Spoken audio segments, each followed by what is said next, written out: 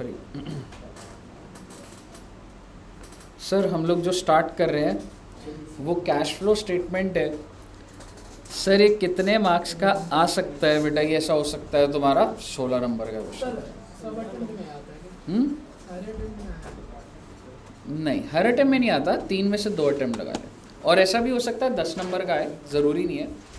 तो ranging from I would rather से 5 to 16। कई बार होता है अकाउंटिंग स्टैंडर्ड के फॉर्म में आ जाता है पहले क्वेश्चन में, और पूरे पेपर में नहीं होता। कई बार होता है पहले क्वेश्चन में ना हो और 20 नंबर का 16 नंबर का फुल फ्लैश कैश फ्लो आ जाए, 10 नंबर का आ जाए। ये कितना भी छोटा बड़ा क्वेश्चन बन जाता है, फ्लेक्सिबिलिटी रहती है इसमें। सर कौन सा चैप्टर है? हाँ जी मैडम, कौन सा चैप्टर है सर ये?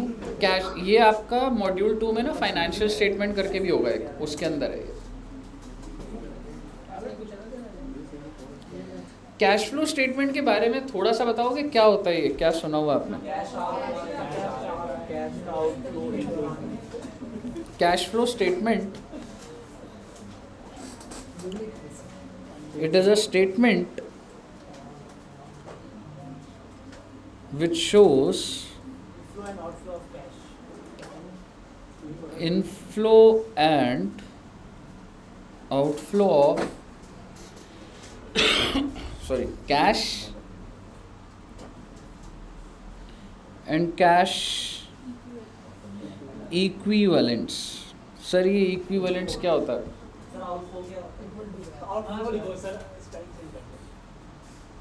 आउटफ्लो ही लिखा है बेटे।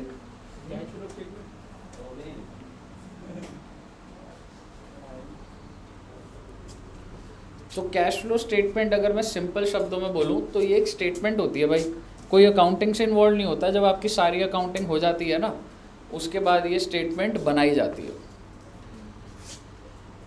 ठीक है, आप ये लगा लीजिए, मेरे को आज भी याद है, मैं सीए हो गया था मेरा, मेरे को मेरे बॉस ने बोला था कैश फ्लो स्टेटमेंट बनाओ। थ्योरेटिकली करना अलग होता है, समझ रहे हो? ऑफिस में ऑलरेडी सब सॉफ्टवेयर में एंट्रियाँ डली हुई हैं, कहाँ से करूँ? एंट्री तो लाखों डली हुई हैं, आप समझ रहे हो? तो पता ही नहीं लग रहा था बनेगा तो बनेगा कैसे, और बन जाएगा अगर आप समझो ना। अगर कैश फ्लो स्टेटमेंट बनाओ, व्हाट डू यू मीन? 50% बना के दे दो, एक्यूरेट होना चाहिए था। समझ रहे हो कि एंड में ओपनिंग कैश और क्लोजिंग कैश जो भी डिफरेंस आ रहा है वो इनफ्लो मैंने जस्टिफाई करा हुआ है, तो भाई टाइम लगा था। तो मैं तुम्हें उस एंगल से बताऊंगा कि जिससे कि तुम कंपनी के अंदर, अगर तुम्हें कोई बोलेगा कैश फ्लो स्टेटमेंट बनाओ, तो बिलीव मी, अगर आपने पहली बार बना रहे होगे नहीं पता होता, समझ रहे हो? लेकिन आपको रिलेट करवाऊंगा कैसे हो रही है चीज़। तो एकदम प्रैक्टिकल और अच्छा चैप्टर है ये, ठीक है? कॉन्सेप्ट में बहुत डेवलप कर दूंगा तुमको इसमें। सर सिंपल बातों से शुरू करते हैं। सर ये कह रहा है कि इनफ्लो और आउटफ्लो को पकड़ लो, यानी कि सपोज करो अगर मैं आपको बोलूं आज जब अपने घर से निकले कितने रुपए थे आपके जेब में? मान लो नमित, घर से कितने रुपए मिले आज तेरे को? मम्मी ने कितने रुपए दिए? डेली के कितने? 500 रुपये। कितने नहीं मिलते, मतलब 500 रुपये कैश। सर मैं कैश कितने मिलते हैं बट आप लोग को जनरली घर में? डेली मिलते हैं या बड़े होते हैं, पॉकेट मनी होती है? पॉकेट मनी तो महीने में बिगनिंग में दे दिए ना, उसके बाद अब मत मांगो, ऐसा होता है। हम लोग के टाइम पे तो ये होता था। तुम्हारे में क्या होता है? डेली कि मम्मी जा रहा हूँ 100 रुपये दे दो, ऐसे? हाँ फिर बस किराए के पैसे। हाँ हाँ, किराए के पैसे कितने हैं? 50 रुपये। 40 जा रहे हो 50 रुपये दे दिए, और किसी दिन मोमोज खाने हो तो उस दिन पैदल जाओगे, मोमोज खा लोगे, ठीक है? तो बेसिकली अच्छा, और पॉकेट मनी नहीं मिलती महीने के बिगनिंग में इतने रुपए दे दिए, ऐसा नहीं है, किसी भी बच्चे के साथ नहीं है। सर जब पीजी में रहते थे तभी होता था ऐसा। अच्छा, क्या कह रहा है? देखना चाहता हूँ। हाँ, अपनी पॉकेट मनी ना बताओ, मैं अपना पोर्टफोलियो दिखा दूँ तुम्हें। सही में महीने का ऐसे नहीं मिलता, सर मुझे मिलना हुआ था बस 1 ही महीने दिया उसके बाद हमारे टाइम पे तो ऐसे ही हमारे होता हाथ में पैसे टिकते नहीं है, अगर एक बार पैसा आ जाए तो खर्चना। फिर कहाँ खर्चता है पैसा तू? तंबाकू? लक्ष्मी नगर से तेरा प्यार तभी है बेटे, तेरा वहाँ खुशबू आती है सर अलग। तंबाकू में कौन सा खुशबू है? तेरे लिए बोल रहा हूँ। अच्छा, किस पे खर्च करते हो? तुझे आदत हो गई ना कि तुझे जाती है। किस पे खर्चता है? खाना पीना? पीने में क्या? सर आपको गंदगी पीना ज़्यादा पसंद है। खाने में भी करते मैं ज़्यादा नहीं बोलूँगा, दोबारा भूलेगा और नहाते नहीं हो 30 दिन तक। नहीं वैसे जनरली पूछ रहा हूँ, जैसे अगर आपको शॉपिंग करनी है, हाँ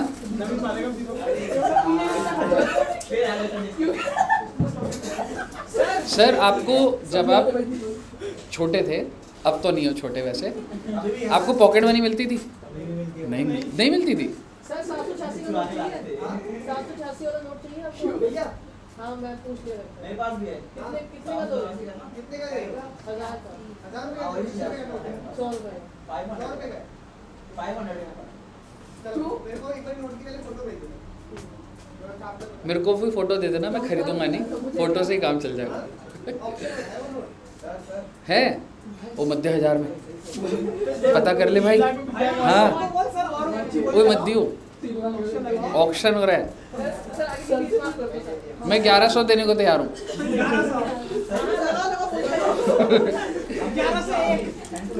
दे दीपक को दे 1100, दे इसको ये सोच, दीपक दे 1100 रुपये दे। हाँ, बोली लगा रहे तो अपने लिए लगाना है। हाँ ये बच्चों से मैं पॉकेट मनी पता कर रहा था, ये पॉकेट मनी नहीं बता रहे, तो इनको पोर्टफोलियो बताऊंगा। सर कम मत बोला करो। और आपका 5000 करोड़। दीपक बोल के देता है 1100 एक दे दीपक। हाँ तो बोली तो लगानी होती है।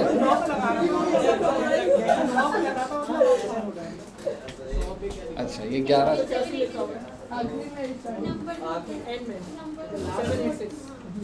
किसका नोट है? तेरे पास ही पड़ा हुआ है, मतलब घर में ही है, तेरा ही नोट है 100 रुपए का, तो 100 का नहीं देगा तू? सर इसकी वैल्यू ज़्यादा होती है ना। यार हम भी नॉलेज। पापा के पास पड़ा है। क्या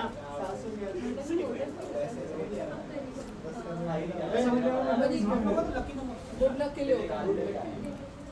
786 भगवान का नंबर होता है 786।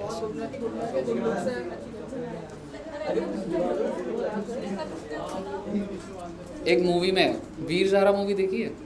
मूवी में नहीं बट ये 786 नंबर इज।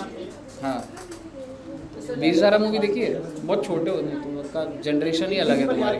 हाँ सर देखिए। देखी है? हाँ पर वो हिट हो गई थी, स्लो तो थी। सर तो रोए थे मूवी देख के खाना लेके आती है मैं नहीं, दुष्यंत सर रोते हैं मूवी देख के।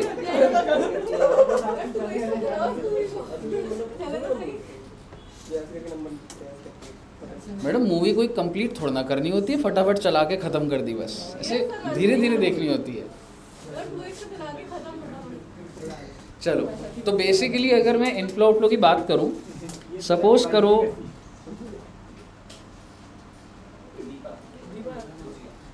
ले लो ना भाई एग्जांपल। एग्जांपल में शादी नहीं कराई। हाँ नहीं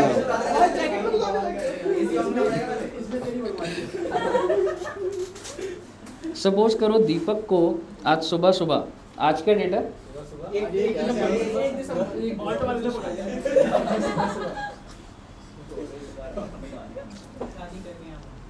1 दिसंबर 22 को इसको मम्मी ने कितने रुपए दिए? 500 रुपये। मेरा आपसे सवाल है, what is the opening balance of the cash? 500।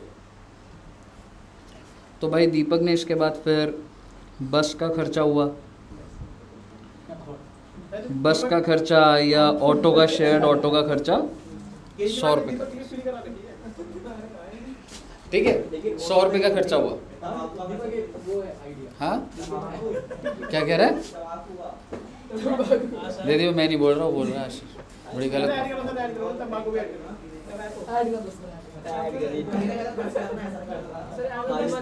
फिर रास्ते में इसको आशीष मिला, आशीष ने इससे पैसे मांगे तंबाकू के लिए।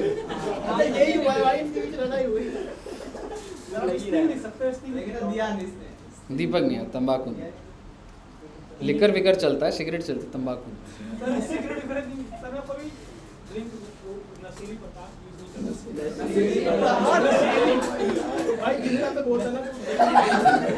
तू बोलते हुए ही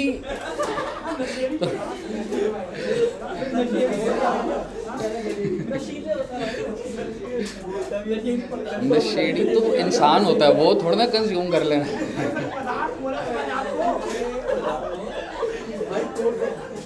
क्यों, ऐसे तो दवाई में भी अल्कोहल होती है, डी कोल्ड के अंदर, वो नहीं खाता मैं भाई, गला खराब हो रहा है अगर नहीं, ये जरूरी होती है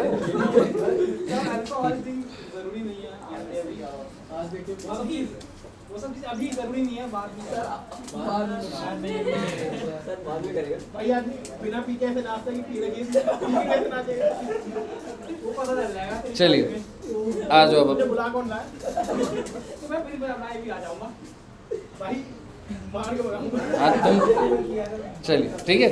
100 रुपये का ऑटो का खर्चा हुआ, और फिर दीपक इधर उतरा इंस्टीट्यूट के बाहर, और बेटे मैं भी उसी टाइम आया था, ठीक है, और मेरी जेब से 2000 रुपये का नोट गिर गया। आप मुझे बताइए, दीपक ने वो नोट को उठा लिया, और दीपक को एक टेक्निकली लॉटरी लग गई, कितने रुपए की? 2000। मेरा आपसे सवाल, दीपक क्या है पैसे लौटाएगा? सर वो तो गाड़ी की चाबी वैसे दे दी जब आपने कॉल करी थी।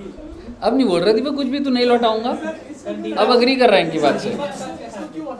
हाँ क्या? आपने देखा कि गिरा था, दीपक उठाया, पर देखा आपने? ओ यार ये ऐसे नहीं है ना, मैंने नहीं देखा, मुझे अगर गिर गए होते तो मैं तेरे को क्यों उठाने देता, और मुझे पता होता गिरे है नोट तो।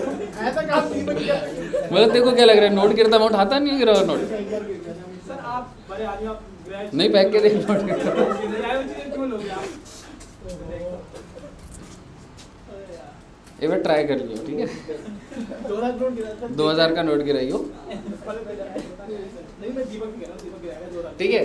तो 2000 का नोट गिरा, मुझे पता नहीं लगा, और दीपक ने क्या करा, ने वॉलेट में डाल दिया पैसा। फिर बेटा क्लास व्लास ली मैंने, पार्टी कर दी आपकी तरफ से? नहीं पार्टी नहीं करी, अभी ले लूँगा तेरे से, ठीक है। तो उसके बाद क्लास ली, कुछ भी नहीं बोला दीपक ने। उसके बाद जब ये जा रहा था तो बेटा इसकी जेब से ना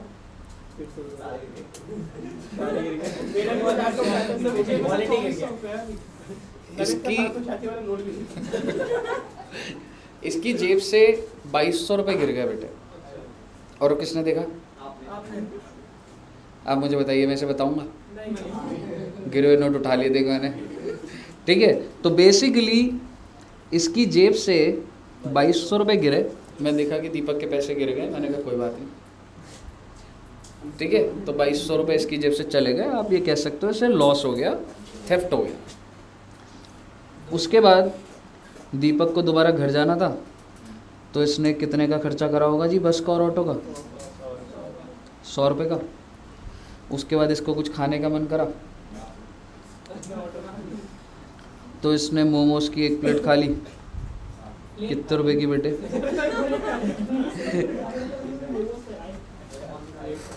60। ठीक है, 40 रुपए की मोमोज की प्लेट खाई। मेरा आपसे सवाल, जब ये घर गया तो दीपक का 1/12/22 को शाम को कितने रुपए का बैलेंस है?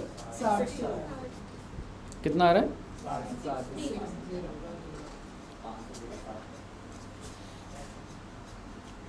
ये ओपनिंग बैलेंस है, ये क्लोजिंग बैलेंस है, इसके अंदर कुछ ना कुछ मैंने इनफ्लो लिखा है, और ये ज़रूरी नहीं है कि ये इसके खर्चे और इनकम ही हो। अगर इसने रास्ते में किसी से लोन ले लिया, किसी को लोन दे दिया, अगर कोई फिक्स्ड एसेट मोमोज की जगह बेटे इसने क्या करा, इसने एक AC परचेज कर लिया बेटा 40 रुपए का,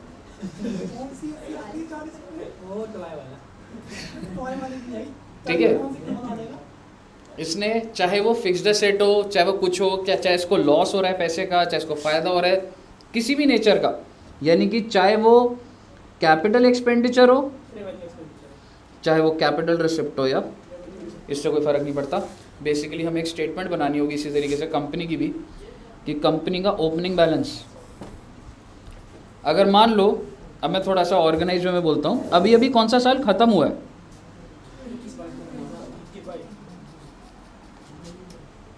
तो कंपनी मालूम है क्या बनाती है, opening balance of cash and cash equivalents. कौन से डे बच्चे?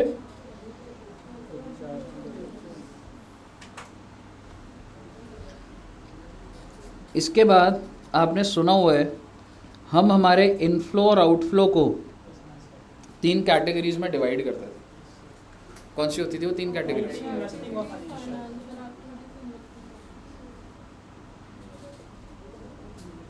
कैश इनफ्लो और outflow out of operating activity.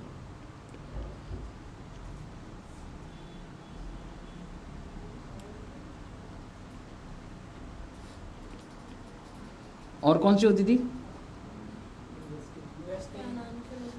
चलो एक इन्वेस्टिंग लिख देते हैं, इन्वेस्टिंग एक्टिविटी। कह सकते हैं प्लस माइनस कुछ भी हो सकता है। Cash inflow outflow out of financing activity, ये भी प्लस माइनस कुछ भी हो सकता है। क्लोजिंग बैलेंस क्या आ जाता है मेरा? आई मीन इसको क्या लिखूं मैं? Closing balance of cash and cash equivalents. कौन सी डेट को बेटा?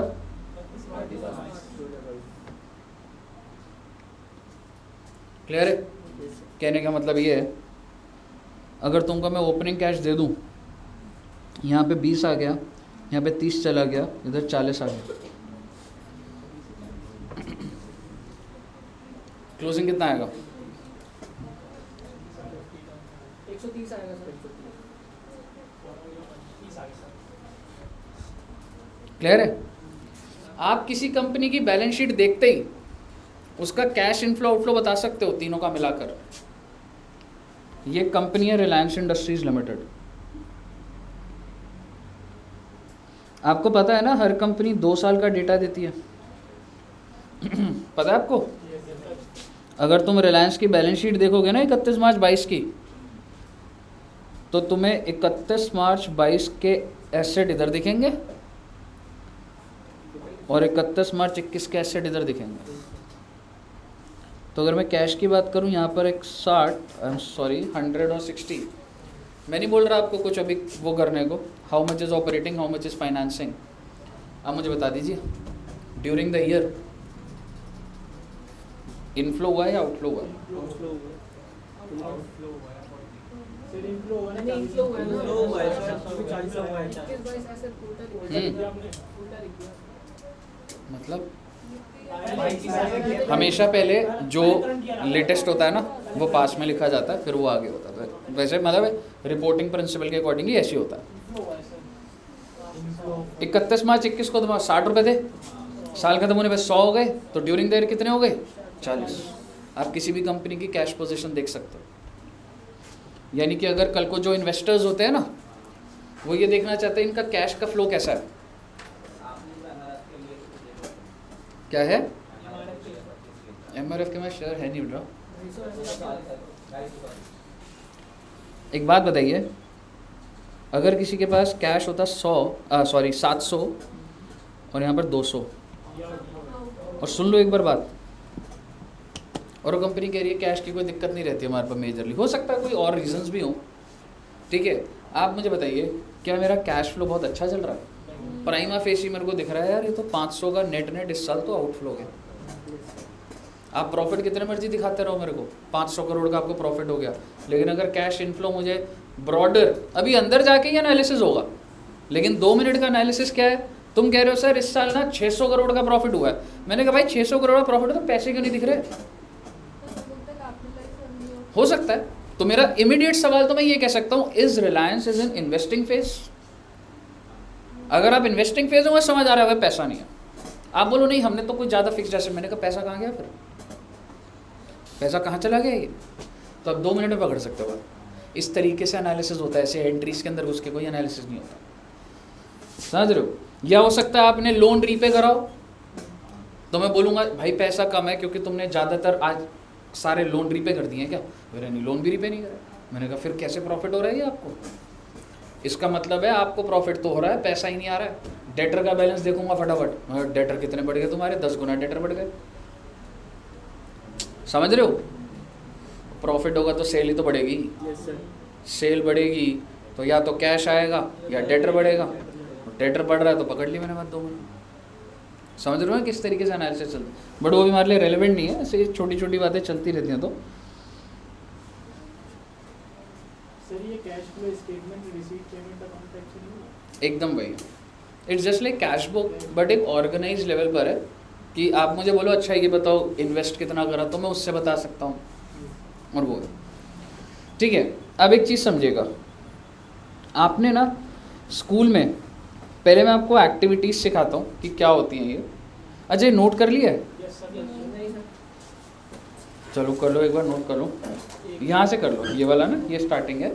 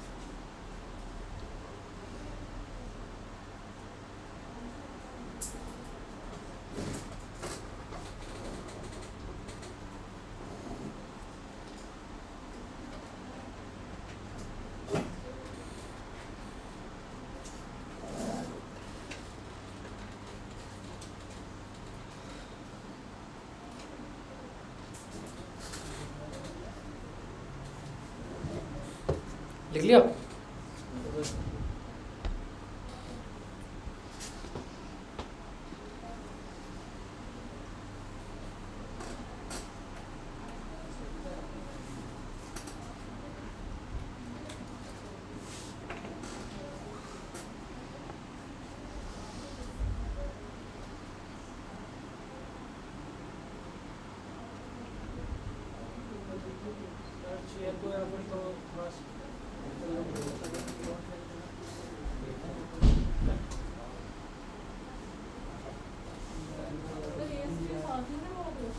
AS3 ही है ये सारा कैश फ्लो, सारी बातें जो भी आपने स्कूल में करी वो AS3 के अंदर ही लिखी हुई हैं।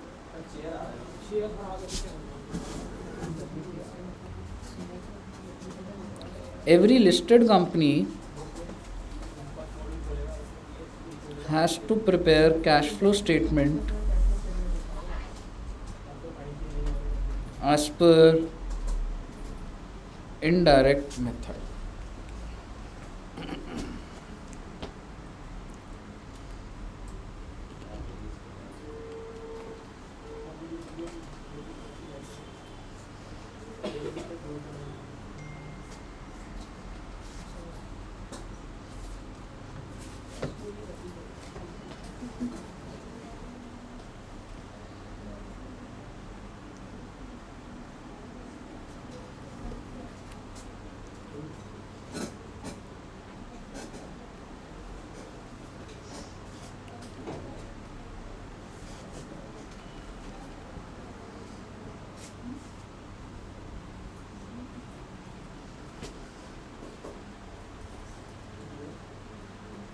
लिख लिया बच्चों?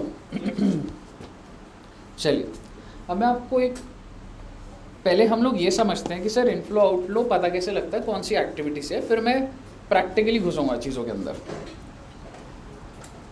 आपको पता है कि हमारी 3 एक्टिविटीज़ होती हैं, तुमने स्कूल में भी ये करा होगा, स्टार्टिंग में कौन सी एक्टिविटी क्या चीज़ होती है ना? तो मैं लिखता जाता हूँ, आप मुझे बताइएगा, ठीक है? ऐसी समझ आ जाएगा।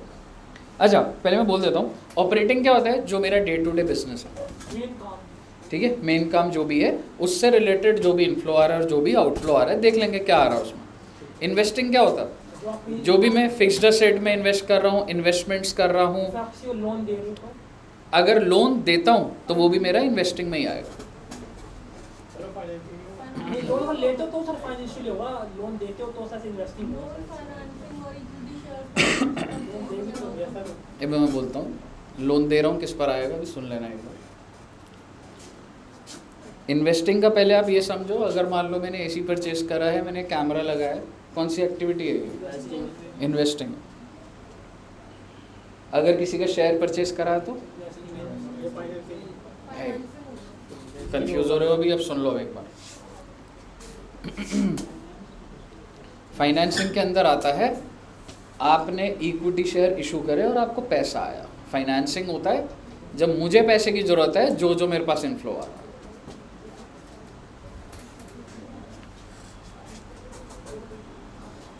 चलिए मैं लिखता हूँ कुछ पॉइंट्स, बताइएगा। Issue of shares,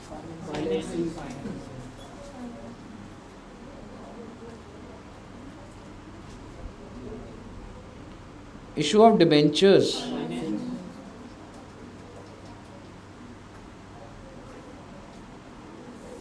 bank loan.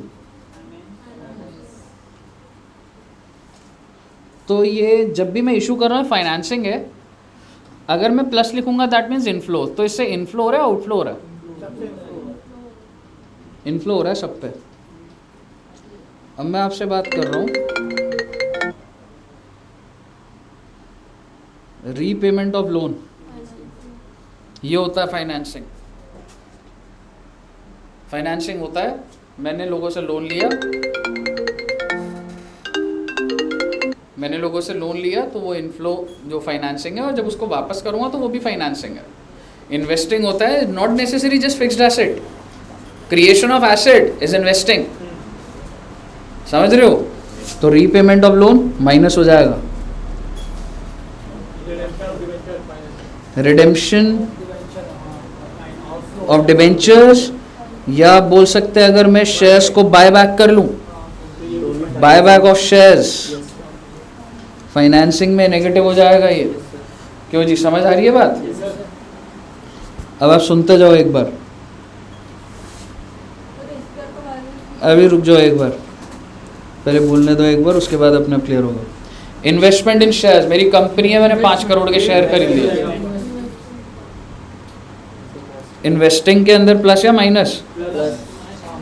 Minus हो, तुम्हारा कैश फ्लो इस वजह से कम हो रहा है।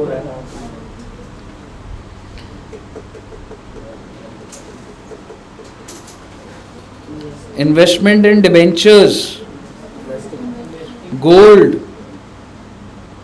प्रॉपर्टी, इन्वेस्टिंग है जी ये। Sale of shares, sale of share समझ रहे हो? पहले मैंने शेयर खरीदे हुए थे, अब मैंने ऊपर वाले उन्हीं शेयर को बेच दिया, इन्वेस्टिंग होगा, इन्वेस्टिंग ही होगा। इन्वेस्टिंग होगा, ऐड होगा। तूने रिलायंस के शेयर खरीदे 10 लाख के, क्या बोलेगा उसको? इन्वेस्टिंग, फाइनेंसिंग, ऑपरेटिंग, क्या बोलेगा? इन्वेस्टिंग। तूने बेच दिया उसको सर, तो इनफ्लो हो रहा है, कौन सी एक्टिविटी? इन्वेस्टिंग ही होगा ना। समझ नहीं आ रहा?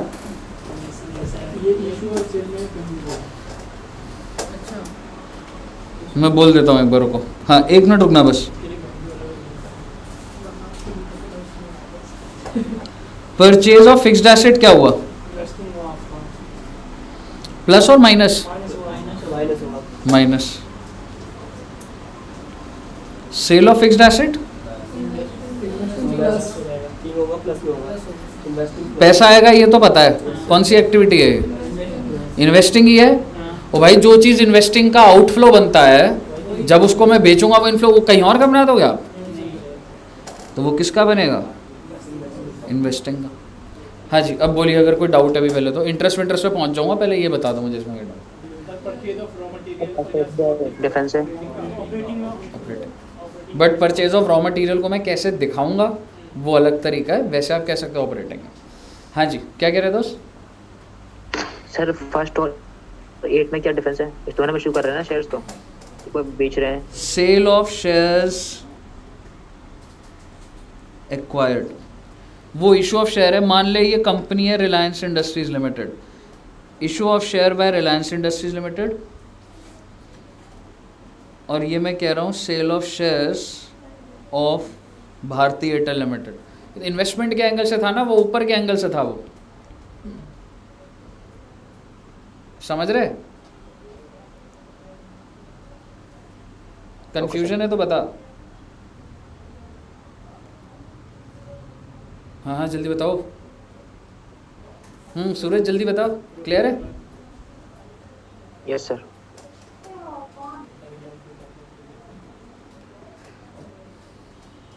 ध्यान से बताना आप, ठीक है?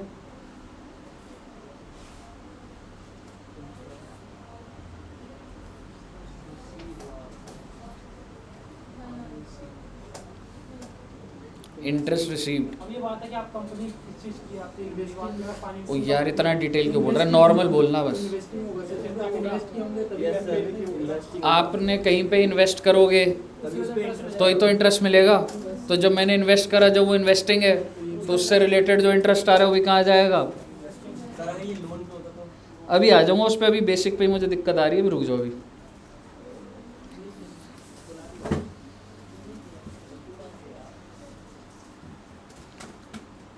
अब बताओ। Financing, because if you are paying dividend तो हमने शेयर्स को इशू करा होगा, और अगर शेयर इशू करे तो वो फाइनेंसिंग एक्टिविटी है। तो अगर मैं डिविडेंड पे कर रहा हूँ तो वो भी फाइनेंसिंग।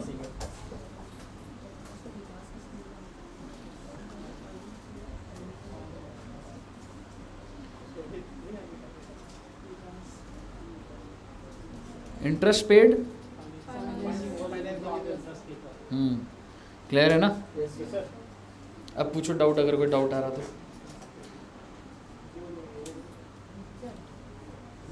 हाँ जी, क्लियर है यहाँ तक? जैसे किसी को हमने लोन दिया है और उस पे इंटरेस्ट रिसीव हो रहा है, किस पर? हमने लोन किसी को दिया है तो हाँ इन्वेस्ट। अगर तूने किसी को लोन दिया है तो तेरे लिए वो इन्वेस्टिंग है, और तेरे को ब्याज मिल रहा है तो वो इन्वेस्टिंग है। सर इसके अंदर अभी और भी टीडीएस के भी पॉइंट आ जाते हैं, टीडीएस ऑन इंटरेस्ट, ये सारी बातें मैं आपके साथ करूँगा। अभी पहले मेरे को आपका बेस बनाना है अभी पहले।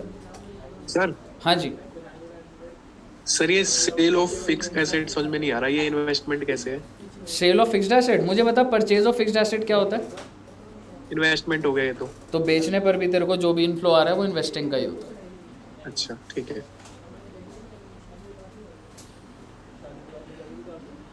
अब मैं आपको कैश फ्लो स्टेटमेंट ना बहुत ही बेसिक लेवल पे लेके जा रहा हूँ। सपोज करो बेटा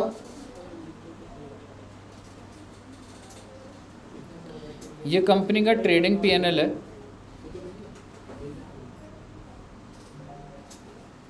और ये आपका फर्स्ट ईयर है। आपने एक बिजनेस स्टार्ट करा है, this is your first year. और आपको कॉन्सेप्ट समझाने के लिए मैं ये बोलना चाहता हूँ कि मेरी हर ट्रांजैक्शन कैश में, उधारी का कोई मतलब ही नहीं है। मेरा पूरा का पूरा बिजनेस किस में चल रहा है? कैश में। तो एक बार सोचना है इसको ना, गहरा सोचना पड़ेगा आपको। सपोज करो कोई चीज़ मैंने सेल करी 100 की, उसकी कॉस्ट है 20, ग्रॉस प्रॉफिट कितना आ गया? ग्रॉस प्रॉफिट है 80,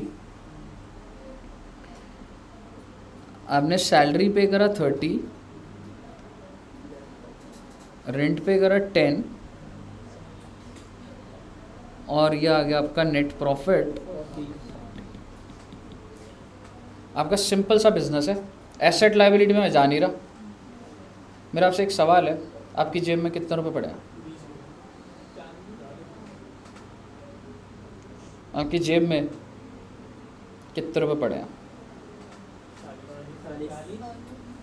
40। इसकी बैलेंस शीट बना पाओगे? नेट प्रॉफिट 40 आ जाएगा, कैश कितना?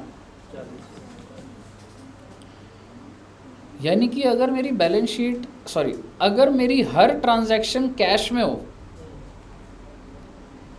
तो क्या मैं बोल सकता हूँ जो भी मेरा नेट प्रॉफिट होता है वही मेरा कैश होता है? सोच के देख लो भाई, कोई छोटा से छोटा बिजनेस, आज एक दिन का बिजनेस चला लो, तुमने कोई चीज़ 10 रुपए की खरीदी, 15 की बेच दी, कैश के अंदर तुमने सारी ट्रांजैक्शन करी, तुम्हारा बिजनेस पूरा कैश में चल रहा है, तुम्हारी जेब में कितने रुपए? तुमने कोई चीज़ पहले खरीदी 10 की, फिर तुम उसको बेचा 15 का, 5 रुपये बचे ना, प्रॉफिट कितना? इसका मतलब ये है, अगर ज़िंदगी बहुत आसान हो तो जितना प्रॉफिट होता है ना उतना ही कैश मूवमेंट होती है। सर पर कॉस्ट हमने पहले पे कर दिया। हाँ, पहले पे कर दी, तू मान ले पहले तूने बेच दिया फिर परचेज कर लिया। ओपनिंग में इनको कुछ होगा नहीं, अभी अगर मैं उसमें चला जाऊंगा ना, आप कहीं और चले जाओगे। मैं एक चीज़ प्रूफ करना चाह रहा हूँ आपको कि अगर आपकी कैश में मूवमेंट है ना, अगर तुम्हारा बिजनेस प्योर कैश में है, जितना पैसा इधर, अब तुम इसके अंदर कॉम्प्लिकेशन, तुम बोलो सर फिक्स्ड एसेट परचेज कर लिया तो कैश कम हो जाएगा, एकदम से सारे पॉइंट एक साथ नहीं ले पकड़ सकता ना मैं। अब मैं तुम्हें बोलूँ मैंने 20 रुपये का कुछ फिक्स्ड एसेट परचेज कर लिया तो हिल नहीं जाएगी बात अभी, पर मैं आपको अभी मैं प्रॉफिट एंड लॉस का एनालिसिस करा रहा हूँ।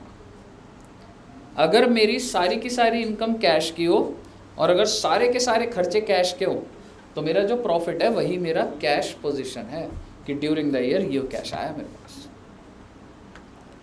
पर क्या रियलिटी में ऐसा होता हो? क्या रियलिटी में मेरा जो नेट प्रॉफिट है उतना ही कैश होता है? नहीं होता। वो क्यों नहीं होता? रीज़न बता दो तुम। ऐसा क्यों सर, ऐसा क्यों नहीं होता? मतलब एक कंपनी का जब हम नेट प्रॉफिट निकालते हैं तो रियलिटी में ना वो कैश नहीं होता। एग्जैक्टली ऐसा भी तो हो सकता था ना कि मैंने जो सैलरी मैंने डेबिट करी है वो ड्यू बेसिस पर और मैंने पे ना करी हो, तो प्रॉफिट तो 40 दिखेगा पर कैश ज़्यादा दिख रहा हो।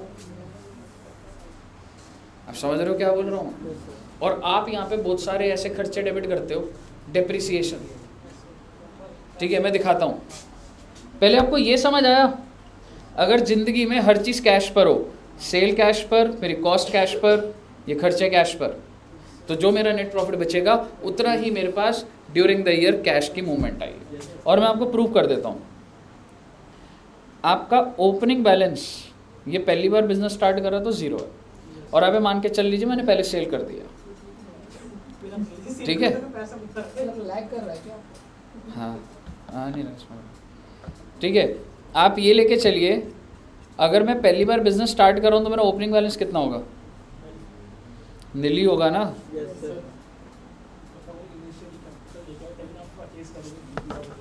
हाँ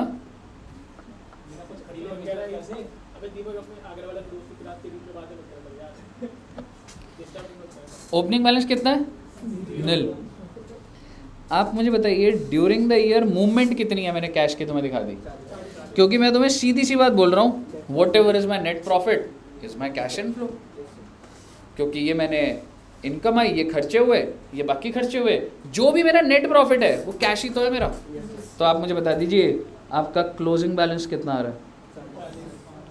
सेटिंग असाइड एवरीथिंग, आपको नेट प्रॉफिट का रिश्ता ओपनिंग और क्लोजिंग से दिखना चाहिए कि अगर हर चीज़ कैश में चल रही है तो ओपनिंग में अगर मैं नेट प्रॉफिट जोड़ दूंगा मेरी कैश की पोजीशन ही तो आ जाएगी। सही बोल रहा हूँ? इतनी सी बात बोलूँगा सिर्फ।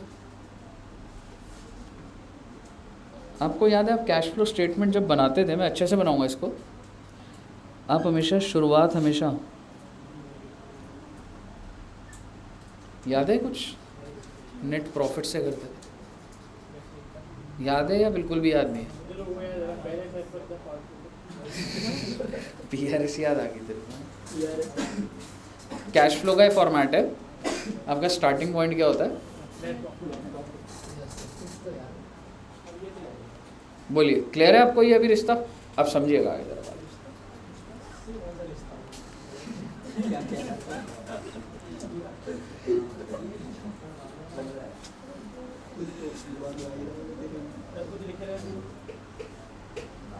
आप मेरे को बताइए, आपका नेट प्रॉफिट कितना है? कैश कितना है?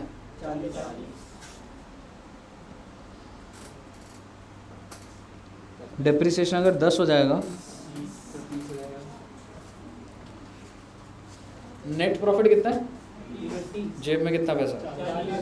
समझ रहे हो, हिली ना बात? यानी कि अगर आप डेबिट अगर कर दोगे कोई ऐसे खर्चे जिस पे कैश ही नहीं जा रहा, तो कैश तो बढ़ा हुआ है, प्रॉफिट गिरता जा रहा है। तो बेसिकली ये जो मैं स्टार्ट कर रहा हूँ नेट प्रॉफिट से, नेट प्रॉफिट कितने का? 30। इसमें मैं क्या ऐड करता हूँ मालूम है? नॉन कैश 10, जिससे कि मुझे पता लग जाता है कि मेरा ऑपरेटिंग एक्टिविटी से कितना। मैं पूरा बढ़िया फॉर्मेट बनाऊंगा, पहले मैं कॉन्सेप्ट बना रहा हूँ तुम्हारा। मैं भी एसेट के अंदर नहीं गया हूँ, मैं PNL का तुम्हारे को क्रिस्टलाइज कर रहा हूँ बात। मुझे बताइए कोई दिक्कत?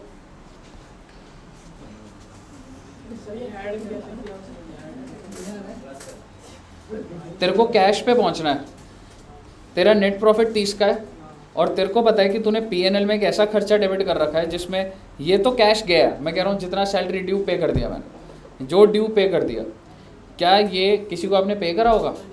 नॉन कैश है ये तो नॉन कैश एक्सपेंसेस को आपको नेट प्रॉफिट में ऐड करोगे तभी तो ड्यूरिंग द ईयर कैश आएगा, ऐसे थोड़ा ना आ जाएगा अपने आप।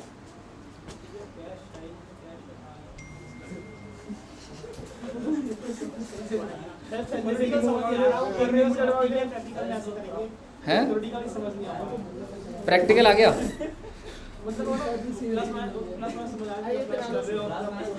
तेरे इस बिजनेस में बस कैश कितना है मेरे को इतना बता दे, मैं कुछ ज़्यादा पूछ ही नहीं रहा तेरे से। 40 का है ना? कैश कितना है? 40 है कि 30 है? 40 है। मैं उस 40 पे अब अगर मैं तेको बोलूँ you have to during the year कितना कैश है? ड्यूरिंग द ईयर इस साल में, ये पहला साल है तेरा, तेरी जेब में इस साल तूने कितना कैश जनरेट करा?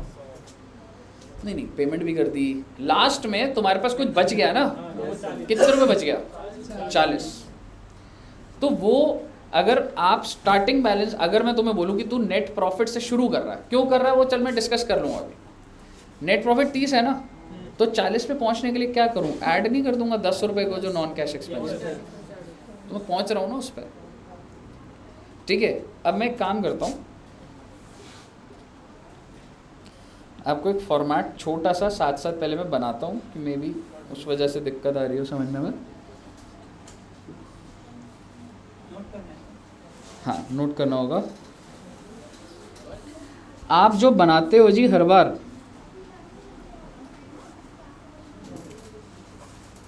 वो बनाते हो cash flow statement of XYZ limited, हर साल बनता है बेटा फॉर द ईयर 21-22। ये स्टेटमेंट क्या बताएगी कि इस साल कौन सी एक्टिविटी से कितना इनफ्लो या कितना आउटफ्लो है फॉर दिस ईयर ओनली। और सबसे पहली एक्टिविटी कौन सी होती है?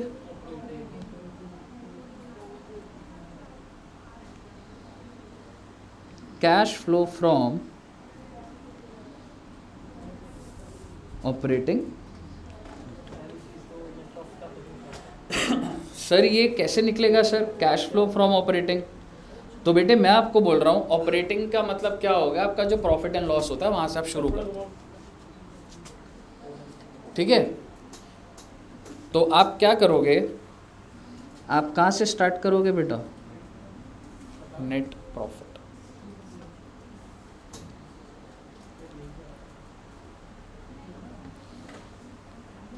मैं और डिटेल लिख रहा हूँ थोड़ा सा, आफ्टर टैक्स लिख दिया मैंने। ये क्या मतलब है, छोड़ देना इसको अभी। तुम्हारा जो भी प्रॉफिट आ रहा है, ये रहा प्रॉफिट तुम्हारा, ए भैया फाइनल प्रॉफिट आता है ना जो, तुम वहां से कैश फ्लो की शुरुआत करते हो। और क्या मैं बोल सकता हूं, अगर हर चीज कैश की चल रही है तो यही प्रॉफिट मेरा कैश इनफ्लो है। नहीं है टैक्स, जीरो है टैक्स मान लो, ठीक है, टैक्स पे अगर अटक रहे हो, मैं बोल रहा हूं टैक्स तुम्हारा जीरो है, मैं कह रहा हूं डेप्रिसिएशन भी नहीं है, तुम्हारा नेट प्रॉफिट कितना है?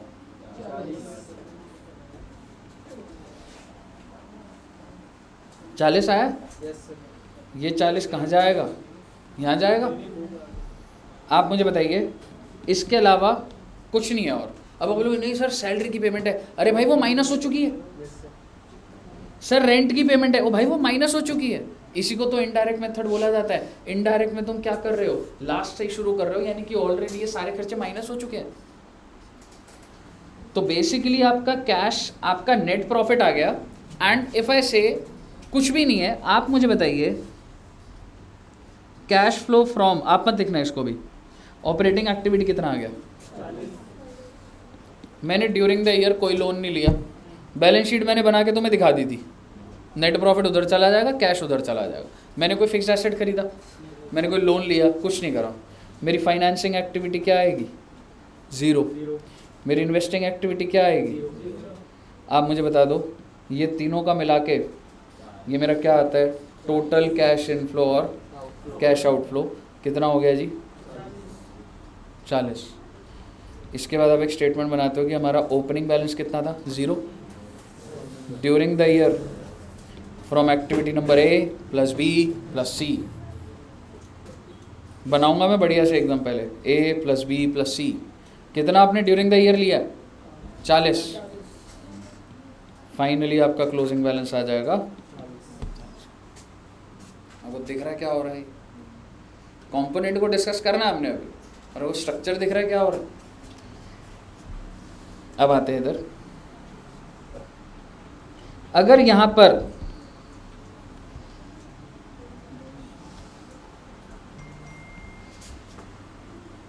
डेप्रिसिएशन होता 5 रुपए, तो नेट प्रॉफिट कितना होता? तो स्टार्टिंग पॉइंट क्या हो जाती? तो मैं ऐड क्यों कर रहा हूं, तुमको समझ आ रहा है? बिकॉज जो भी नॉन कैश एक्सपेंसेस है वो नेट प्रॉफिट में से तो माइनस हो चुके हैं, बट रियलिटी में कैश बढ़ा हुआ है। सो मेरा अगर नेट प्रॉफिट कम आ रहा है, कैश ज्यादा है, तो नेट प्रॉफिट से कैश के पास ही तो जाऊंगा मैं। तो इसलिए मैं इसको ऐड कर देता हूं, जो भी नॉन कैश एक्सपेंस होते हैं। आप मुझे बताइए नॉन कैश एक्सपेंस कौन कौन से होते हैं?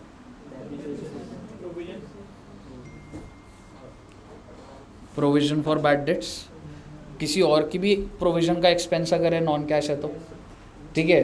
तो और कौन सा होता है? यही होता है मेजरली, तो है ना, ये दो ही दिखते हैं। तो ये आप क्या कर दोगे जी, इसमें ऐड कर दो। बताइए यहाँ तक पहले कोई दिक्कत?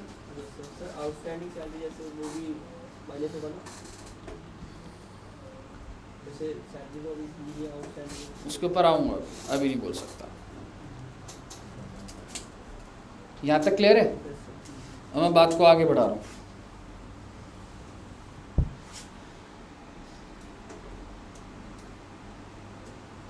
इंटरेस्ट रिसीव्ड 20 रुपये, कहिए मुझे नेट प्रॉफिट कितना आ रहा है?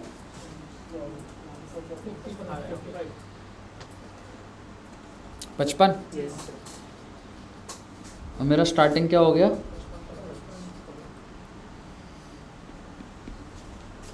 क्या अगर मैं स्टार्टिंग 55 ले रहा हूँ,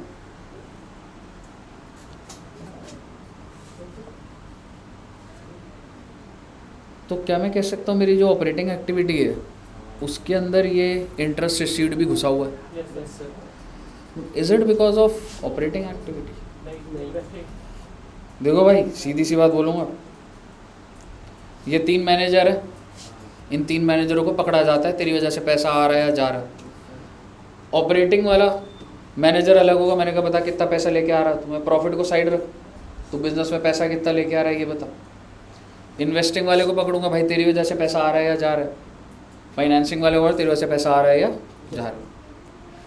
आप मुझे बताइए ये जो डिविडेंड रिसीव्ड हुआ है, इंटरेस्ट रिसीव्ड हुआ है, ये किस मैनेजर को क्रेडिट जाना चाहिए इसका? इन्वेस्टिंग। इन्वेस्टिंग। तो ऑपरेटिंग वाला क्यों ले रहा है इसको? सर फिर ऐसे तो नॉन कैश एक्सपेंस जो डेप्रिसिएशन का है वो इन्वेस्टिंग का नहीं होना चाहिए, क्योंकि डेप्रिसिएशन भी तो फिक्स एसेट पे लगता है। उसके अंदर कैश की मूवमेंट नहीं है, उसकी वजह से ना तेरा ऑपरेटिंग वाले को नुकसान हो रहा था।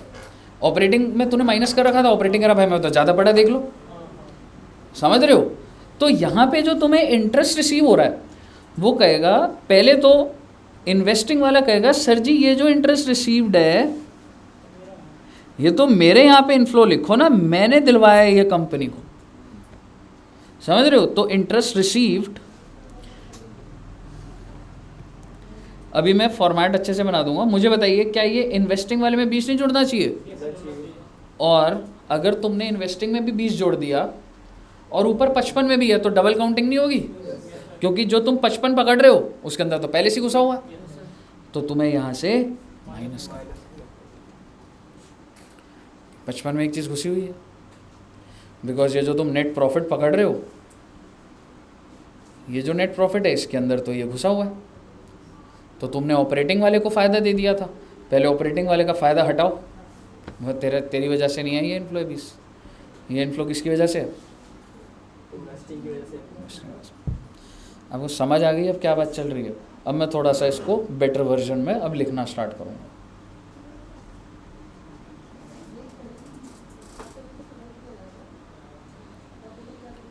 आइए बच्चों, sir cash flow from operating activity में जो भी मेरा नेट प्रॉफिट है, अब आप ना समझिएगा मैं क्या कर रहा हूँ। क्या मैं कह सकता हूँ मैं नॉन कैश एक्सपेंस को प्लस कर दूंगा? मैं क्या प्लस कर रहा हूँ ना, अब ज़रा दिमाग लगाना।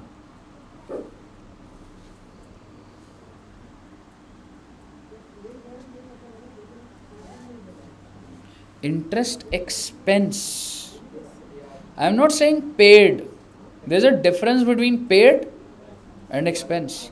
पीएनएल में क्या चार्ज होता है? एक्सपेंस। हाँ, पर इंटरेस्ट एक्सपेंस को मैंने वैसे खुद ही लिख दिया। इंटरेस्ट एक्सपेंस क्या मैं कह सकता हूँ, क्योंकि मैंने इंटरेस्ट दिया होगा तो मेरा पीएनएल गिरा हुआ होगा, और ऑपरेटिंग वाला कह रहा है भाई साहब ये इसकी वजह से क्यों गिर रहा है मेरा इनफ्लो, तो भाई मुझे बताओ क्या करना चाहिए मुझे, इसका ऐड करना चाहिए। आपको दिखनी चाहिए ये बात यार। यहाँ पे तुम इंटरेस्ट का खर्चा डालते हो नहीं डालते? डालते हो ना। यहाँ पर इंटरेस्ट 15 रुपये डाल रखा है, तुम्हारा नेट प्रॉफिट क्या इस वजह से कम नहीं हो गया? ऑपरेटिंग वाला बोलेगा भाई साहब इसकी वजह से मेरे ऊपर क्यों हिटा है? ये कोई ऑपरेटिंग की एक्टिविटी है इंटरेस्ट का खर्चा? ये तो फाइनेंसिंग है ये। और फाइनेंसिंग वाले की वजह से अगर कोई खर्चा मेरे पीएनएल में आप दे रहे हो तो इनफ्लो, जब आप ये निकालोगे तो आप इसको ऐड करके तो दिखाओ ना, मैं कितना पैसे लेके आऊँ तभी तो सामने आएगी बात। तो आप इंटरेस्ट एक्सपेंस को ऐड कर देंगे। चलो दूसरी, इधर कौन सी एक्टिविटी में जाऊं? फाइनेंसिंग।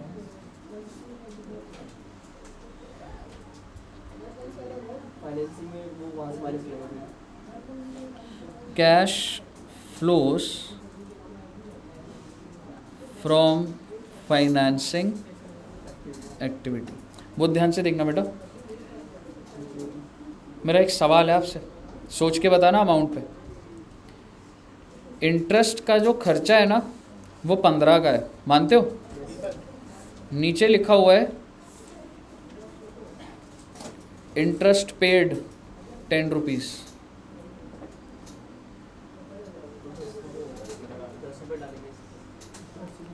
पीएनएल में तो खर्चा जाता है जी, और लेकिन रियलिटी में हमने पे कितना करा है जी? तो मेरा आउटफ्लो, हाँ फाइनेंसिंग से 10 से गिराएंगे, पर ऑपरेटिंग में 15 मैंने ऐड कर दिया, ऐड में 15 करूँगा, हो गया भाई साहब मेरी थोड़ी ना गलती है कुछ। लेकिन बेटे पेमेंट किस चीज़ की होगी? सिर्फ और सिर्फ जो आप इंटरेस्ट पे करते हो उसकी होगी। मैडम एक बात बताओ, आउटफ्लो कितने का हुआ है? 10 का। Your expense is 15 but you have paid 10। तो ऑपरेटिंग वाला कह रहा है यार मेरा नेट प्रॉफिट कितने से कम कर दिया तुमने, 15 से, मेरे को फाइनेंसिंग वालों से हटाओ मेरे को पहले, तो प्लस तो 15 होगा। लेकिन जब मैं फाइनेंसिंग वाले को बोलूँगा कि भाई तेरी वजह से मेरे 15 रुपये चले गए, कैसी बातें कर रहे हो आप, उसके से कितने रुपए गए हैं, बोलिए, क्लियर है? क्लियर है ना एकदम?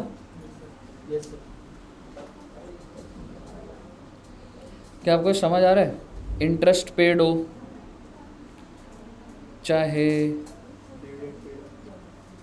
डिविडेंड पेड हो, सेम ही बात है ना। इंटरेस्ट एक्सपेंस हो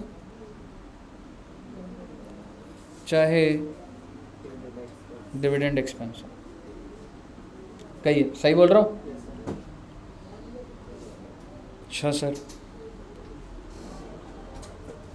डिप्रिसिएशन फिर जो डिफरेंस है उसका क्या होता है? डिफरेंस का कुछ भी नहीं हुआ, ऐसा नहीं है कि हम कुछ डिफरेंस निकाल के वो कर रहे हैं। तो ये समझ के मैंने स्टेटमेंट के अंदर 10 रुपये का ही आउटफ्लो दिखाया ना, ये मुद्दे की बात है। ओके, मैंने पहले ऐड कर दिया तो बेसिकली बिफोर सब कैश फ्लो हो गया, उसका मैं -10 करूँगा, वो चीज़ है। ठीक है, आइए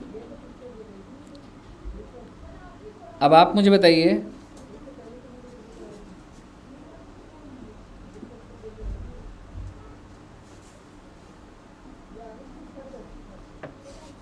तुमको क्या लग रहा है, ये मैं इंटरेस्ट रिसीव्ड लिखूं या इंटरेस्ट इनकम लिखूं?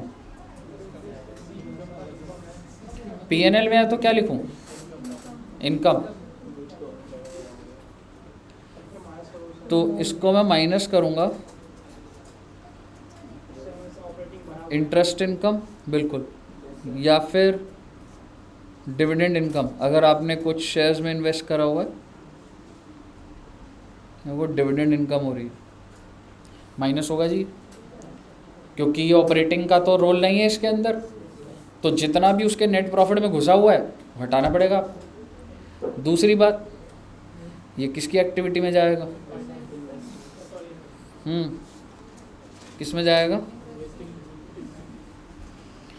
इन्वेस्टिंग में।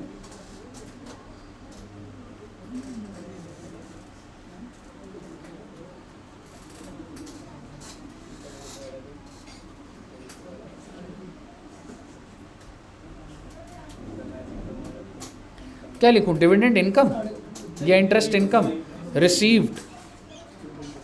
ऑपरेटिंग में वो प्रॉफिट का लॉजिक होता है तो अक्रूवल बेसिस पे प्लस माइनस करना पड़ता है, बट रियलिटी में what ever I have received, मेरे को वही तो इनफ्लो आउटफ्लो बनेगा ना। तो बेसिकली डिविडेंड रिसीव्ड, या फिर आप कह सकते हैं इंटरेस्ट रिसीव्ड। 20 रुपये की इनकम थी लेकिन सर रिसीव हुआ 12 रुपये, इन्वेस्टिंग में कितना आता? 12। बोलिए, क्लियर है?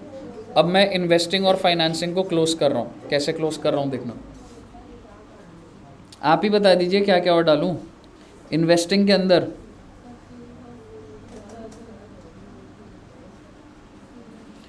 परचेज ऑफ फिक्स्ड एसेट डाल दूँ, आगे एक लाइन लिख रहा हूँ। ये कहाँ से आ जाएगा सर? जो चीज़ आप कैश में करोगे उसी की तो मूवमेंट पकड़ूंगा मैं। परचेज ऑफ फिक्स्ड एसेट क्या हो जाएगा? Minus. Purchase of investments minus. Sale of fixed asset या सेल ऑफ इन्वेस्टमेंट्स। क्लियर है जी इन्वेस्टिंग? मेरा एक सवाल है आपसे, आपने एक फिक्स्ड एसेट है जिसकी बुक वैल्यू है 100 रुपये,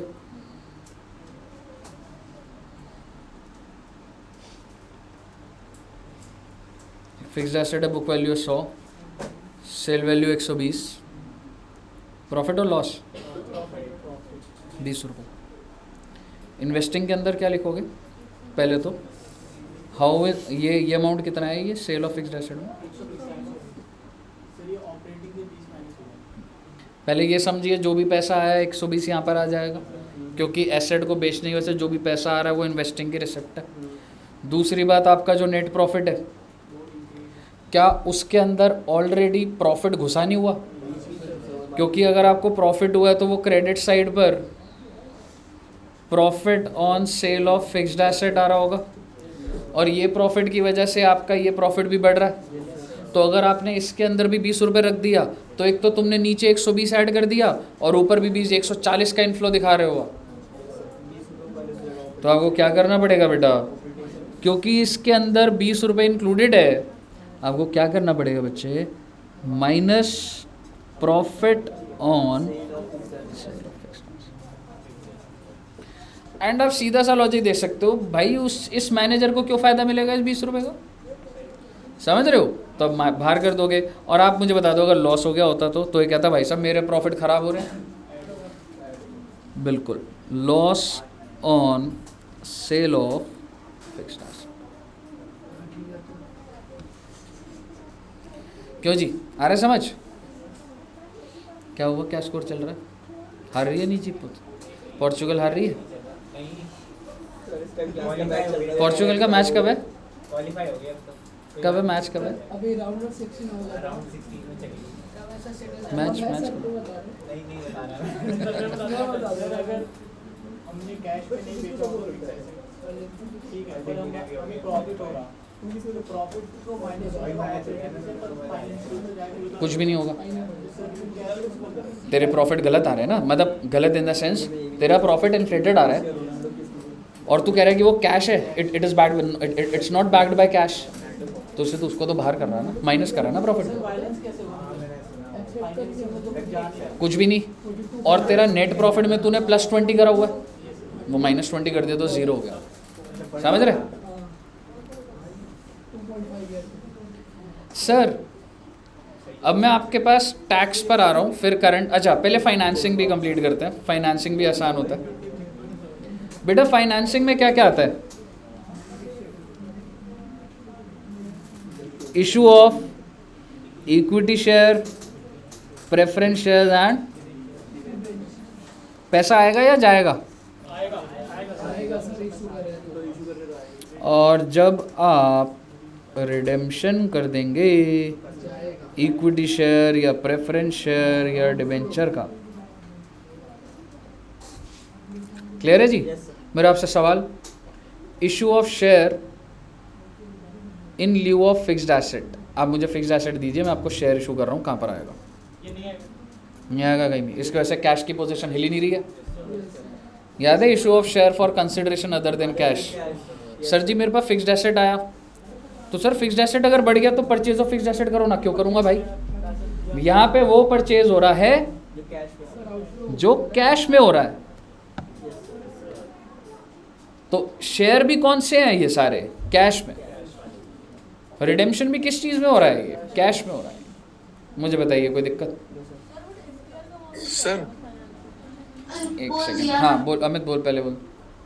अगर प्रीमियम पे इशू कर रहे हैं फिर हाँ तो हम प्रीमियम वाला अमाउंट भी इसमें डालेंगे, कैश अगर मिल रहा है हमें। देख, प्रीमियम के अंदर तू ये कह सकता है तेरे पास जितना भी पैसा आया तो वो फाइनेंसिंग में ही जा रहा है ना। तो एंट्री क्या अच्छा। डालता है? बैंक में मान ले 120 रुपये आ गए, to equity share capital to security premium, तो Yes, 120 का इन्फ्लो दिखाएगा। मतलब it's not necessary at par, मतलब समझ रहे? मतलब कैश आ रहा है उतने पे दिखाएंगे। हाँ, ये पार प्लस प्रीमियम मिलाकर ही है। Okay sir. ऑपरेटिंग के अंदर कोई नेट प्रॉफिट को टच ही नहीं करता वो। हाँ जी,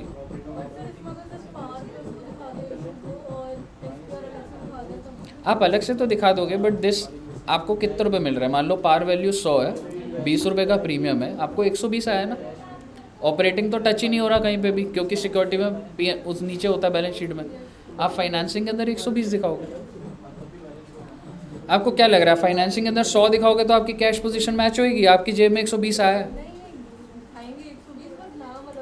issue of shares for premium लिख दो, जैसे भी लिख दो, कोई दिक्कत नहीं। इनफ्लो तो 120 का है बेटा। अगर किसी और आप ना, मतलब ये एक अच्छा पॉइंट बोला आपने, आप इतना समझना, मैं उन पॉइंट्स को पकड़ रहा हूँ जहाँ पर बैंक डेबिट हो रहा है। कैश फ्लो क्या होता है?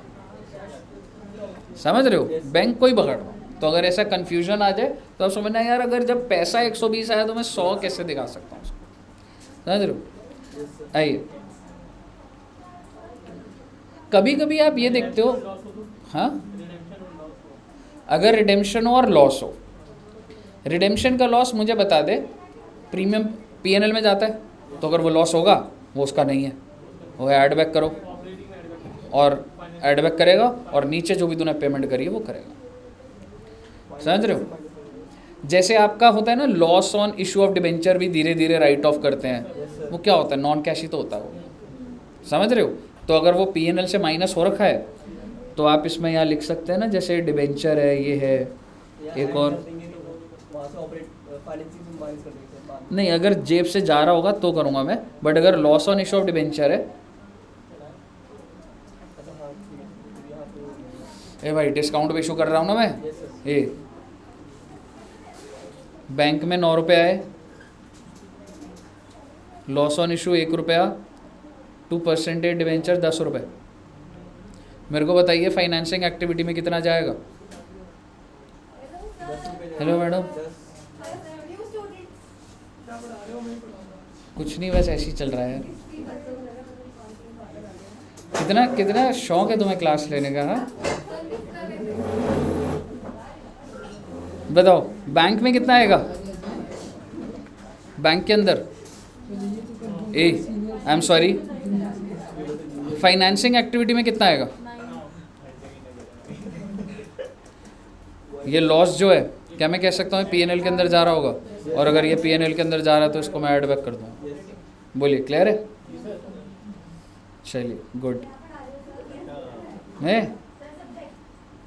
तुम बताओ क्लियर कर लिया तुमने, क्लियर हो गया, फिर क्या टेंशन है। कुछ नहीं, ऑपरेटिंग चल रहा ना, वो introduction to tax, operating, financing.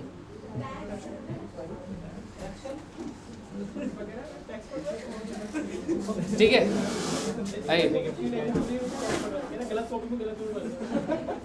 दीपक कह रहा सही में टैक्स चल रहा है, तो अकाउंट चल रहा है दीपक।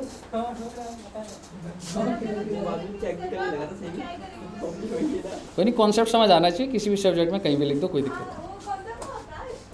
कौन, वो तो कहाँ गया वो, उसके बाद आया ही नहीं वो। चलिए सर, और कौन सा पॉइंट हो सकता है। ए अब देखना रे, क्या हो गया, तो 2 बज गए, तो क्या करना था, 5-10 मिनट में फ्री हो। गर्मी अभी बाहर गर्मी है, अंदर भी। ये तुम थक जाते हो रे यार। आज मेरे को ना मन कर रहा है मैं कैश फ्लो ही बढ़ा दूँ, पर कैपिटल गेन का बड़ा लंबा बैक वो हो जाएगा, क्या भूल जाओगे फिर तुम।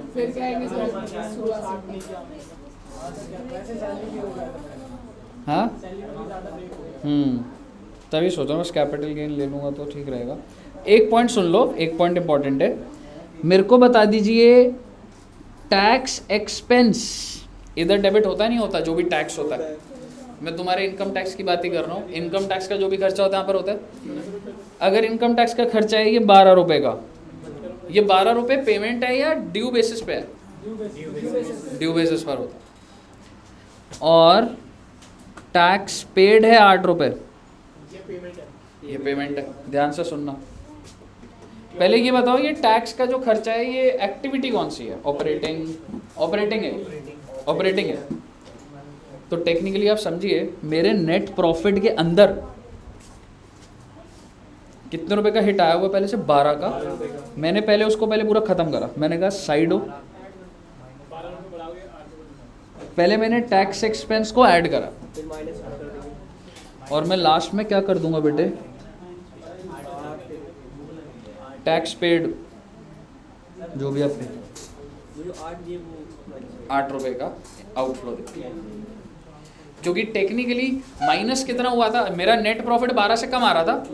मैंने पहले बिफोर टैक्स करा, मैंने कहा भाई टैक्स को बिल्कुल साइड करते हैं। फिर मैंने देखा पेमेंट कितनी हुई 8, तो 8 को बाहर कर दिया मैंने। बोलिए क्लियर है, क्या हो गया भाई। मैडम टैक्स एक्सपेंस अभी बचा हुआ है ये बीच में स्पेस। टैक्स एक्सपेंस जो है वो मैंने ऐड इसलिए करा है क्योंकि ड्यू बेसिस पर माइनस हो रखा है। एक्सपेंस का मतलब क्या होता है, मेरा खर्चा है, तो ड्यू बेसिस पर हो रखा है तो पहले मैंने इसको ऐड कर दिया और जो भी मैंने फिर पेमेंट करी वो मैंने माइनस कर दी, तो मेरा नेट तो 8 रुपये का ही आउटफ्लो दिखा ना। बताइए क्लियर है? अभी दो अगर 2 पॉइंट नहीं बताया ना तो खत्म ही नहीं हो रहा फॉर्मेट ना।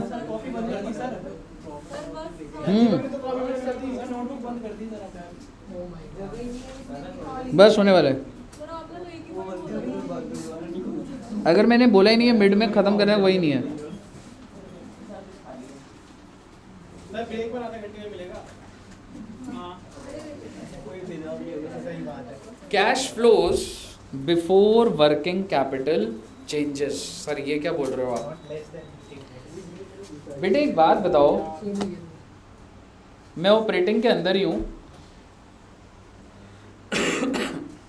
सर, अगर मेरी सेल्स उधारी पर हुई तो क्या उसका इम्पैक्ट लिया आपने अभी तक?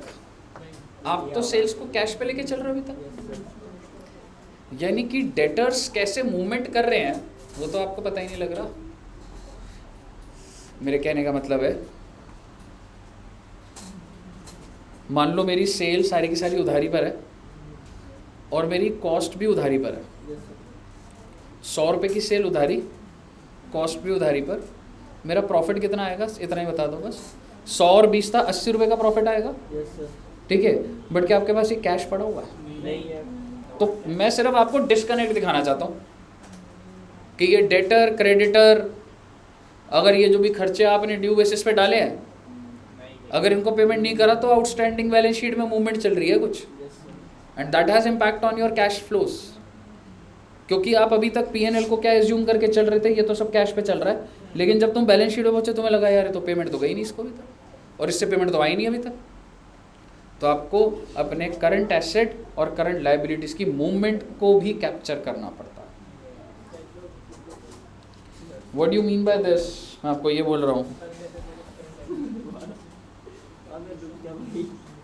सपोज करो, ये लिखना मत अभी, मेरे डेटर्स ओपनिंग बैलेंस था 0 और क्लोजिंग बैलेंस कितना हो गया? नहीं, अभी ये मत करो, रुको मैं बता रहा हूँ। ओपनिंग बैलेंस था 200 और क्लोजिंग कितना है? इससे आपको दिखेगा चीज़ 0 और 150 में दिखेगी। 50 रुपये का इनफ्लो है ये। तो कहने का मतलब ये है, आप प्लस करोगे if there is any increase in current asset. I am sorry, increase नहीं बेटे, डिक्रीज इन करंट एसेट। तुम्हारा ओपनिंग डेटर था 200, क्लोजिंग 0 हो गया, इसका मतलब क्या हो गया?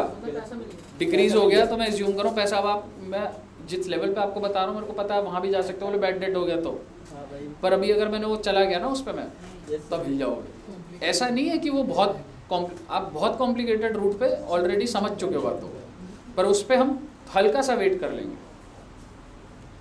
तो बेसिकली अभी आप समझिए कि भाई अगर 200 रुपये है और अगर 0 हो गया है तो 200 रुपये का इनफ्लो हो रहा है।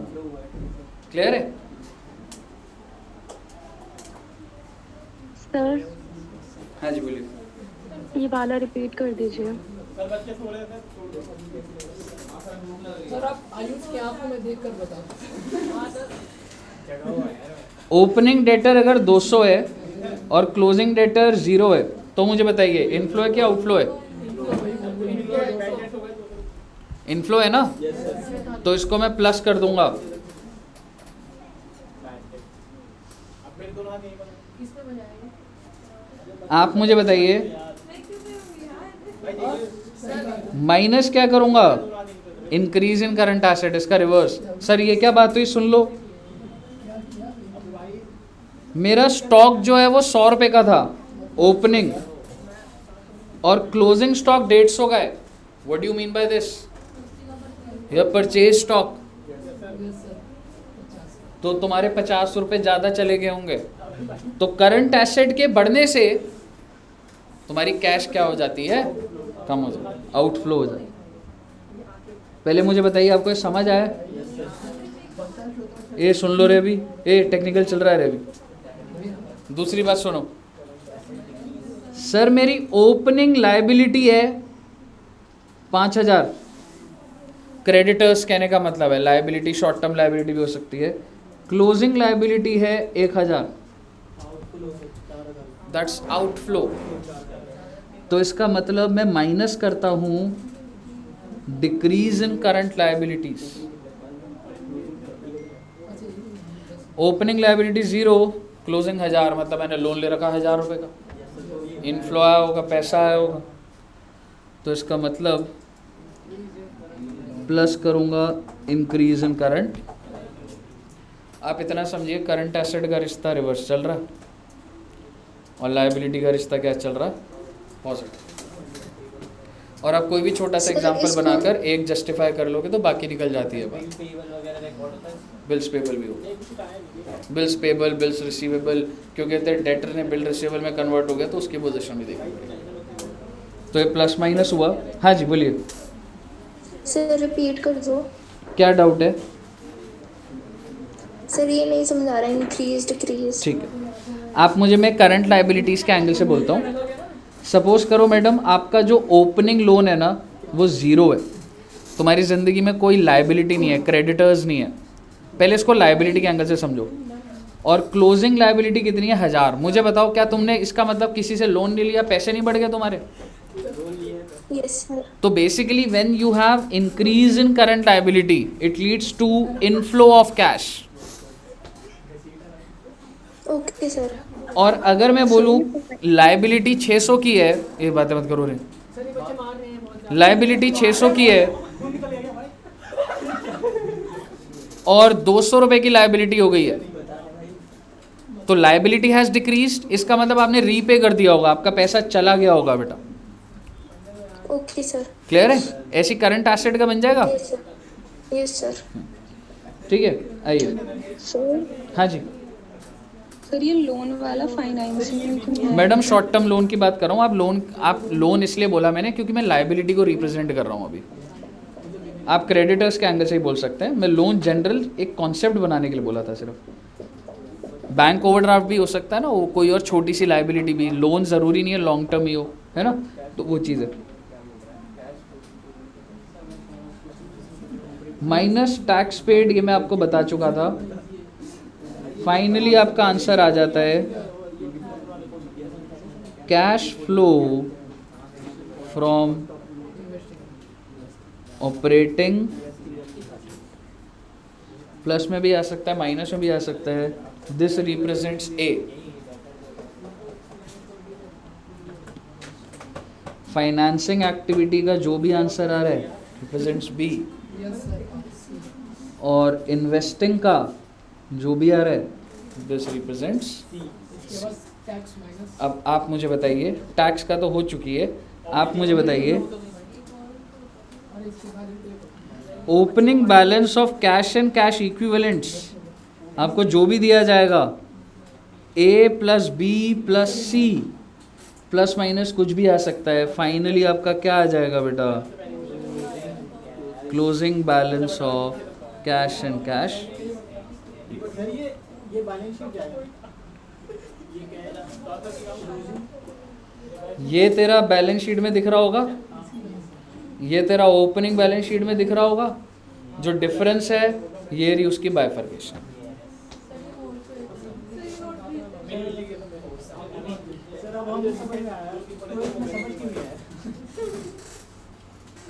बोलिए, क्लियर है यहाँ तक? अभी भी अगर मैं बोलूँ ना, हालांकि इतना लेवल बहुत होता है पर अभी भी छोटी छोटी चीज़ों में और अटक सकते हो, बट एक लेवल होता है जहाँ तक बताना ही ठीक रहता है, उसके बाद ख़राब हो जाती है सब। पर तुम्हें बहुत पता लग गया, समझ रहे हो? सिर्फ कैसे बताते हैं, ये यहाँ जाएगा, प्लस होगा, माइनस होगा, कुछ नहीं बताते इसके, समझ रहे हो? तो बेसिकली आपको काफ़ी लेवल पता लग गया है। तो आप मुझे बताइए, कोई डाउट यहाँ तक? तो ठीक है सर, अब हम मिलेंगे 2:30 बजे। सर PDF सेंड कर देना इसका। ऑपरेटिंग कैश फ्लो में क्वेश्चन ना हो इशू करेंगे तो बस कर देना।